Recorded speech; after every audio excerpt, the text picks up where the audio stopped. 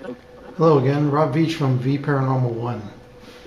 I was on the phone the other day with Billy Tolley, who's the EVP specialist from Ghost Adventures on the Travel Channel, and is also the equipment specialist. And we were talking about EVP recordings. He was actually going over some evidence from an upcoming show. And he was discussing the issue of the microphones and bypassing the microphones with a shunt diode. So I did a little research on that, and there's a Dr. Konstantin Raudive. He was a German scientist who worked with another fellow called Hans Bender, and who was a parapsychologist. And Dr. Konstantin studied parapsychology for many years, and he did a lot of EVP work in a controlled lab environment. And one of the things he did was he bypassed the microphones and he shunted them with germanium diodes.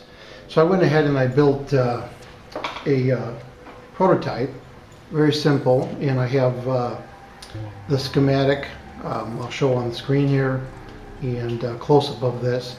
But it's essentially shunting the connection that goes to your digital recorder. So wherever your microphone is, you're going to plug this in like that, and you're not going to have any more audio going into the two microphones. It's going to essentially have zero audio. But if there's an EVP, hopefully it'll come through, and it'll come through those diodes, which they're not microphones, they're really shunts. They actually will short circuit the front end circuitry to ground. But it's an interesting experiment to see if you get any kind of EVP using this, because if you do, it's pretty valid because there's no acoustic information going into it anymore.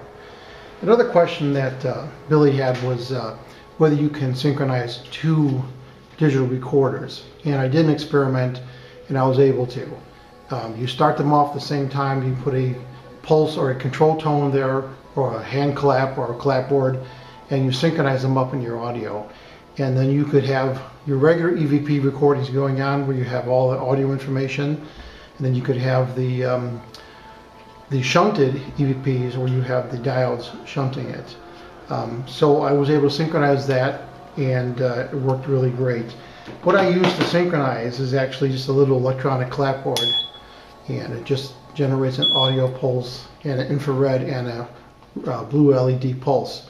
But anything will work, a hand clap or a clapboard or any kind of sound that can synchronize the two digital recorders together.